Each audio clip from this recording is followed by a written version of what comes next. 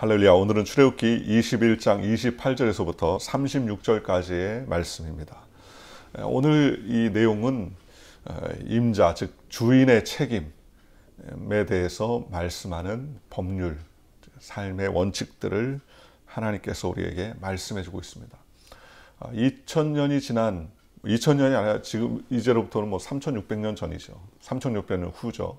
이러한 시대가 지냈음에도 불구하고 참 놀라운 것은 하나님께서 이렇게 이스라엘 백성들에게 디테일하게 하나님께서 그들의 삶의 규범과 규례를 정해 놓으셨다는 것입니다. 하나님이 정해 놓으신 이 법률을 보면 누구를 알 수 있습니까? 하나님을 알 수 있어요. 또 그 당시의 사회상도 알 수 있고 하나님이 왜 이런 법률들을 정해 놓으셨는가를 우리가 살펴볼 수 있습니다. 그래서 하나님께서는 이스라엘 백성들에게 하나님의 말씀과 은혜 가운데 거할 수 있도록 하나님께서는 그렇게 법률을 제정해 놓았습니다. 내가 이런 존재다. 나는 이런 하나님이다. 라고 하나님께서 말씀하시는 것 아니겠습니까? 그래서 천하보다 귀한 인간의 가치에 대해서 말씀하는 것이죠. 왜 소나 종의 이야기를 왜 오늘날 우리가 들어야 됩니까? 라고 말할 때에 몸이 건조한 것보다는 하나님께서 우리에게 말씀하시는 그 명령을 들으셨다는 거예요. 그게 첫 번째가 바로 천하보다 귀한 것이 바로 인간의 생명이다, 가치다 라고 말합니다. 오늘 28절에 성경은 소가 남자나 여자를 받아서 죽이면 그 소는 반드시 돌로 쳐 죽일 것이요 그 고기는 먹지 말 것이며 임자는 형벌을 면하려니와. 짐승이 사람을 받아서 죽였어요. 물론 이제 사고겠지요. 그러나 그와 같은 일로 인하여서 사람을 바쳐서 사람이 죽게 되는 일이 있으면 그 소는 어떻게 해라? 소는 반드시 돌로 쳐 죽여라. 그렇죠? 그리고 그 고기는 먹지 말고 임자는 형벌을 면하려냐. 그 주인은 형벌을 면합니다. 그 소가 대신 죽는 것이죠. 왜요? 소가 받았으니까. 그렇죠? 아무리 귀한 가축, 그 당시의 가축이 아무리 귀해도 지금도 소도 적은 비용은 아니고 굉장히 비싼 짐승 중에 하나인데 그 당시에 소는 더더욱 비싼 것 아니겠습니까? 그럼에도 불구하고 하나님께서는 그런 가치를 가진 가축이라 하더라도 인간의 생명은 비교할 수 없다는 것입니다. 인간을 상하게 하는 그러한 동물은 무가치하고 무의미함으로 중범죄에 해당하는 죄인처럼 돌로 쳐 죽이고 그 고기도 역시 먹지 말아야 한다 했습니다. 세상의 어떤 것보다 하나님의 형상을 받은 인간을 가장 귀하게 보시고 계심을 우리에게 말씀해 주고 있습니다. 그래서 그러한 것들을 주의하라는 것이죠. 그 다음에 29절 소가 본래 받는 버릇이 있고 그 임자는 그로 말미암아 경고를 받았을 때 단속하지 아니하여 남녀를 막론하고 받아 죽이면 그 소는 돌로 쳐 죽일 것이고 임자도 죽일 것이며 만일 그에게 속죄금을 부과하면 무릇 그 명령한 것을 생명의 대가로 낼 것이요. 원래 소가 받는 버릇이 있어요. 자주 받습니다. 자주 받아요. 그런데 그 소가 자주 받는 버릇을 갖고 있어서 여러 번 경고를 받았음에도 불구하고 잘 관리 안 했습니다. 요즘으로 치면 내게 개가 있는데 애완견이 있는데 우리 애완견 안 뭅니다.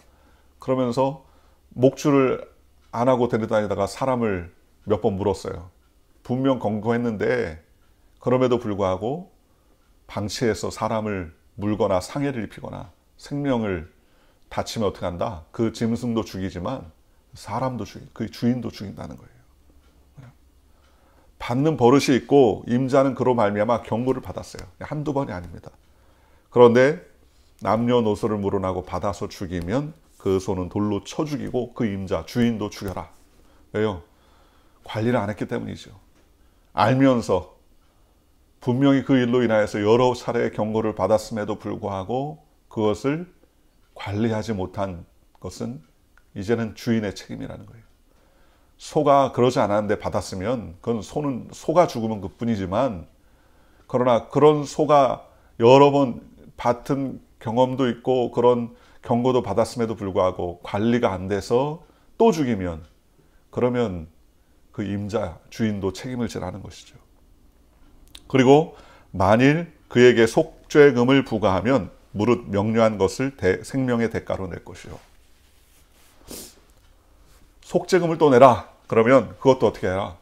그것도 내야 된다는 거예요. 그러니 어떻게 합니까? 굉장히 중요한 것이죠. 오늘날 내가 가지고 있는 것 관리를 잘 할 줄 알아야 된다는 것입니다. 책임을 감당할 줄 알아야 된다는 것이죠. 그러나 오늘 이 내용이 비슷한 내용이 또 있습니다. 또 아들을 받든지 딸을 받든지 이 법규대로 그 임자에게 행할 것이며 소가 만일 남종이나 여종을 받으면 소 임자가 은 30세겔을 그의 상전에게 줄 것이요 소는 돌로 쳐서 죽일지니라. 소가 만일 남종과 여종을 받았어요. 소 임자는 은 30세겔을 그의 상전에게 줄 것입니다. 상전이 누굽니까? 그 종의 상전, 종의 주인이죠. 그 주인에게 은 30세겔을 줄 것이요 소는 돌로 쳐 죽여라. 종은 어떻습니까? 종은 주인의 소유입니다. 물론 생명이죠. 하나님께서 말씀하신 천하보다 귀한 생명이지만 종은 이제 바로 소유물입니다. 주인의 소유물. 그래서 종은 그 소유자를 대신하는 것 아닙니까? 그러니 종의 가치가 비록 인간의 가치를 지니긴 하지만 천하보다 귀한 자로서의 가치는 스스로 뭐예요?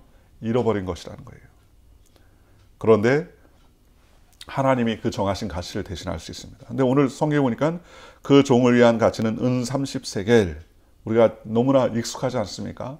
예수님이 가룟 유다를 통해서 종으로 팔렸습니다. 죄인으로 팔렸습니다. 그 예수 그리스도를 팔아넘기고 받은 싹스 액수가 은 30세겔 아닙니까?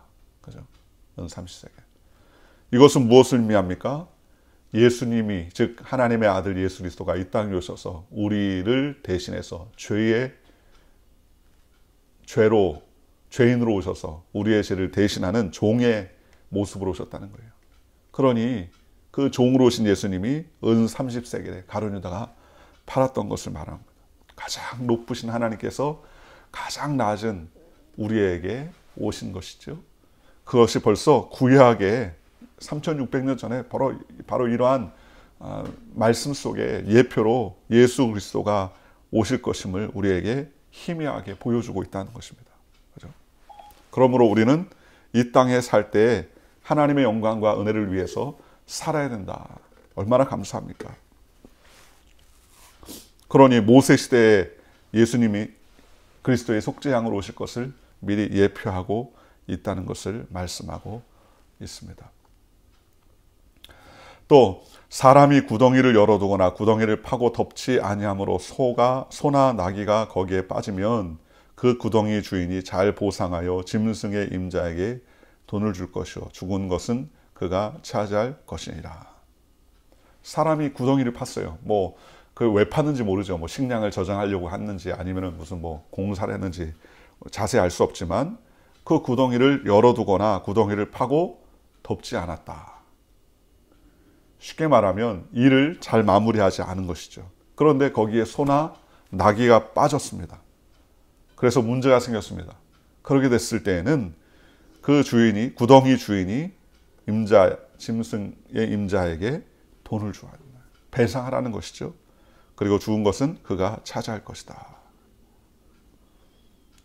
구덩이를 파고 구덩이를 덮지 않고 그대로 방치했다. 뭐 하라는 거예요? 책임을 다하라는 거예요. 게으르지 말고 자신의 책임을 다하라는 것입니다. 무언가의 목적을 위해서 일을 하고 가치 있는 일을 했지만 그 일을 마무리하지 않고 끝내버림으로 말미암아 누군가의 피해를 주게 된 일이 있다면 그 값을 어떻게 하라? 물으라는 거예요. 책임을 질 줄 알아야 된다는 겁니다.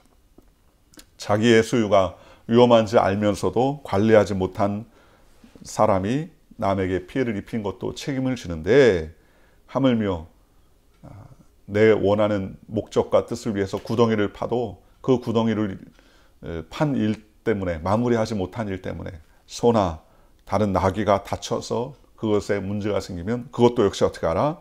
그 무한 책임을 지고 그것에 대해서 대가를 지불하라. 그죠? 그러니 내가 게으르고 무책임해서 문제가 생긴다면 그 목적을 상실하게 되고 범죄하게 되고 그 값을 물으신다면 얼마나 무서운 말씀입니까? 그죠? 책임을 다하라는 겁니다. 우리의 소임을 다하라는 거예요. 그러니 적극적으로 우리가 스스로 행한 것을 죄라고만 하는데 내가 하지 않아야 될 일, 내가 하지 말아야 되고 또는 내가 하고 마무리해야 할 일임에도 불구하고 하지 않음으로 발생하는 범죄 또한 역시 얼마나 많습니까? 그러한 일들이 비일비재한 경우가 얼마나 많아요. 한국에 몇 년 전에 그 기사로 TV에서 봤던 일 중에 하나가 가드레일이 있지 않습니까? 고속도로의 가드레일이 이제 차들이 부딪혔을 때 탈선을 방지하고 또 큰 사고를 방지하는데 가드레일에 그 쇠 가름막을 이어 이렇게 붙여 놓는데 차가 들이받을 때 가드레일이 방어를 하기 위해서 이게 덧붙여야 됩니다. 그러면은 차들이 왔을 때 부딪혀도 안쪽으로 들어가게끔 충격을 완화하게끔 해야 되는데 이걸 거꾸로 붙여놨어요. 쇠판이 거꾸로 붙어가지고 차가 받쳤는데 그 받칠 때에 그 쇠가 안으로 들어와서 사람의 가슴을 뚫고 지나가 버렸어요. 그래서 그 현장에서 조수석에 있었던 그 남편이, 아내가 운전하는데 조수석에 있었던 남편이 배가 관통을 해서 그 자리에서 즉사를 했어요. 즉사를. 원인은 뭐냐? 공사할 때 똑바로 이어 붙여야 될 쇠판들을 반대로 붙인 거예요. 반대로. 그러니 무책임한 것이죠. 옛날에 사우디아라비아 중동에 우리나라 그 언제입니까? 80년대입니까? 70년대 우리나라에서 이제 중동의 그 건설 붐 때문에 사람들이 많이 파송됐었죠. 우리 이건주 안수집사님도 이건주 장로님도 거기 이제 파송돼서 일했었다고 몇 번 얘기를 하셨었는데 거기에 우리나라 사람들의 특징이 뭐예요? 성실하고 근면해 가지고 아주 각광을 받았지 않습니까? 그런데 우리나라에서 그 성실한 모습이 있지만 그 나라 사람들은 예를 들어서 오전에 땅을 파는 사람이 와서 땅을 파고 그 다음에 오후에 땅을 파고 그 예를 들어서 전선이나 무엇을 매설하고 그 다음에 그 다음 세 번째 온 사람들이 땅을 메꾸는 일을 하면 땅을 파는 사람들이 와서 팠어요. 그런데 두 번째 사람이 와가지고 그 안에 매설을 해야 될 것을 매설하지 않았는데 세 번째 사람들이 와서 매설이 되지 않은 것을 빤히 보고도 자신들은 메꾸는 것만 하면 된다 그래서 싹 메꾸고 간다 그래요. 그래서 내 것만 하면 된다는 거죠. 무책임한 것이죠. 그런데 한국 사람은 어떻게 합니까? 한국 사람 왔는데 안 돼 있으면 그거 모든 것도 다 꼼꼼하게 챙기고 근면해서 아주 각광을 받았다는 이야기를 들어본 적이 있습니다. 책임을 지라는 것이죠. 게으르거나 그 일에 대해서 완수하지 않은 일로 인하여서 문제가 생기면 그것을 책임질 줄 알아야 된다는 것입니다. 그러니 적극적으로 우리가 죄를 지은 것만 죄가 아니라 내가 해야 할 일을 하지 않음으로 발생하는 그러한 문제도 역시 그의 책임을 묻게 된다는 것을 말씀하고 있습니다. 그러니 오늘 우리에게 맡겨진 사명 잘 감당하는 그러한 삶을 살아야 될 줄로 믿습니다. 35절에 이 사람의 소가 저 사람의 소를 받아 죽이면 살아있는 소를 팔아 그 값을 반으로 나누고 또한 죽은 것도 반으로 나누려니와 그 소가 본래 받는 버릇이 있는 줄을 알고도 그 임자가 단속하지 아니하였으면 그는 소로 소를 밟을 것이요 죽은 것은 그가 차지할 것이니라. 앞서 언급했던 거죠. 받는 버릇이 있는 것을 뻔히 알고도 단속하지 아니하면 그래서 그것이 소를 죽이게 되는 그러한 문제가 생기면 그것을 반드시 갚고 해결해야 된다라고 말하는 것입니다. 오늘 우리가 읽은 이 임자의 책임, 주인의 책임에 대한 부분은 자칫 쉽게 넘어갈 수 있는 부분이지만 오늘 우리에게 주시는 하나님께서 고난도 있고 또 책임도 있음을 깨닫게 하고 우리가 우리에게 주신 귀한 직분이나 일들을 끊임없이 끝까지 최선을 다해서 감당하고 귀한 생명, 하나님께서 주신 생명을 잘 보존하고 주님께 영광 돌려야 한다는 사실을 우리에게 말씀해 주셨습니다. 우리 한 생명 한 생명을 하나님은 천하보다 귀하게 여기십니다.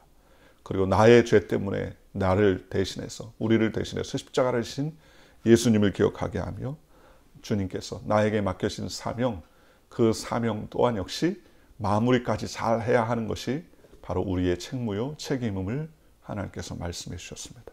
게으르지 말고 열심을 품고 주를 섬기는 믿음의 하루가 되시기를 주님의 이름으로 축원합니다. 기도하겠습니다.